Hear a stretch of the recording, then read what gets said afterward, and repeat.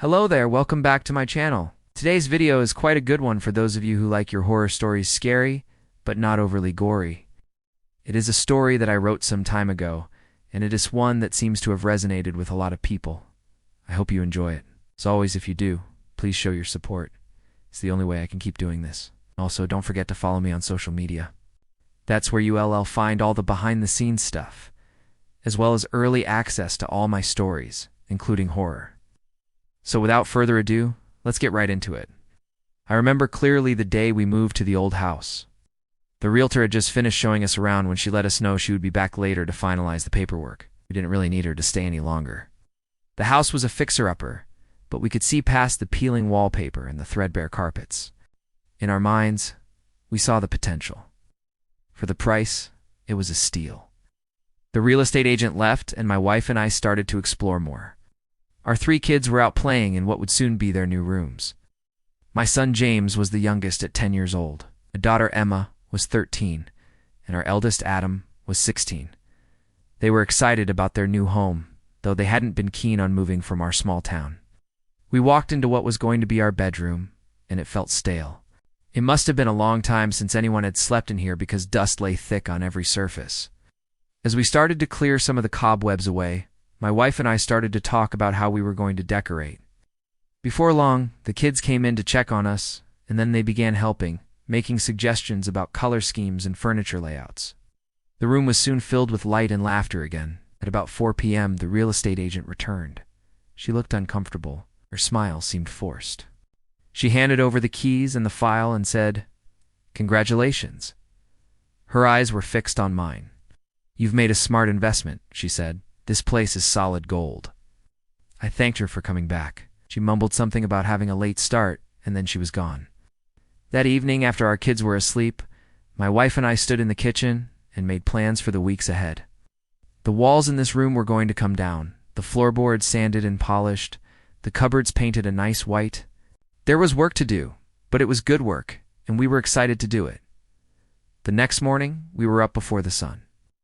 The kids were visiting their friends from school who lived nearby, while my wife and I got to work in the kitchen. Suddenly, the air grew cold.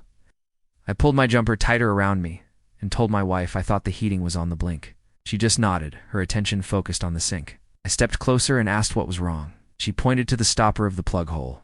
It was moving slightly. "It stopped leaking now," she said quietly. I stared at it in disbelief. It was jammed in tightly. We had run a hot bath the night before. How could there still be water under the plug? Puzzled, I went to investigate. To my horror, the water wasn't coming from the bath. It was coming from beneath the floorboards. It was a small leak, but it was definitely getting worse. My wife and I looked at each other. What did it mean? Had we bought a money pit? The kids came back in from playing, so we tried to hide our worry, but they weren't fooled. "What's wrong?" Adam asked. "Nothing." My wife said quickly, "Your dad and I are just discussing how we were going to deal with the leak in the bathroom." Emma looked unconvinced. "Can we fix it?" she asked, her eyes wide. "Of course we can," I said, forcing a smile. "We'll get someone round to take a look." But secretly, I wasn't so sure. As the week progressed, the leak got bigger. The sound of dripping water echoed through the house, and it grated on my nerves. I kept thinking about the house's previous owner. Why had he stopped paying for repairs? Where was he now? Had he just walked away from his problems? I couldn't help but feel a sense of foreboding about the place. One afternoon, my wife and I were in town buying supplies for some much-needed repairs, when we heard about a local handyman who might be able to help. When we got home, we showed him the damage, and he gave us a quote. It was steep, but we agreed. He was an older man with kind eyes, and he set to work immediately. By the time he was done, the floorboards had been replaced, and the leak was fixed. He even put down new tiles for us. We paid him, and he packed up his tools. "Thanks for your help, Mr. Jenkins," I said. "It looks so much better now." "You're welcome," he replied. "But the real work has just begun." I frowned, confused by his words. Just smiled mysteriously, and then he left. That evening, I sat in the kitchen at the table, trying to draw up some plans for renovating the rest of the house. My wife and I had a lot of work ahead of us. Then I heard it. Strange noise, a scratching sound like fingernails on wood. I told my wife what I'd heard, and she said, "Don't be silly." But then the scratching came again. This time it was louder. It sounded like it was coming from the floor above. We looked at each other, and then slowly we climbed the stairs. When we got to the top, it was silent. It probably just needed a bit of moisture, I whispered to my wife. Let's go back downstairs. The kids will be up soon. As we turned to leave, I saw it. Scratched into the wooden floorboard was a series of lines, almost like a design. It looked deliberate. My wife gasped. The floorboards had been replaced. Why had someone scratched them? Had the handyman done it? Was he playing some kind of joke? Or was there another explanation? Over the next few days, we continued to hear scratching noises, but only at night.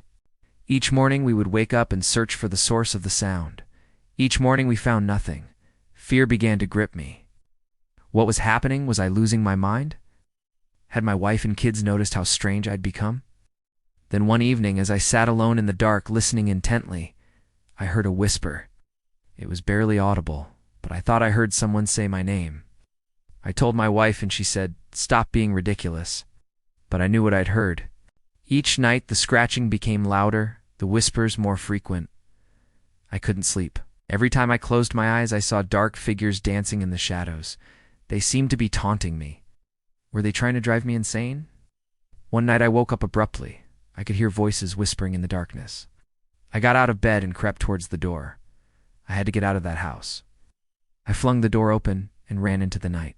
I didn't stop running until I reached the safety of a brightly lit petrol station. Shaking with fear, I called my wife from inside the shop. I told her I was too scared to come home, and I asked if she and the kids would spend the night at a hotel. "There's something in our house, something evil," I said. She didn't reply. I heard shouting in the background. Then the line went dead. I stared at the phone in my hand, terrified. When I got home the next morning, I found my wife and kids huddled together on the sofa. They looked pale and frightened. "What happened last night?" I asked. My wife turned to me, her eyes red-rimmed. I think, she whispered, that we're not alone. And that's the end of today's horror story. So what do you think? Did you like it? If you did, please show your support. It really helps me out. Also, don't forget to follow me on social media.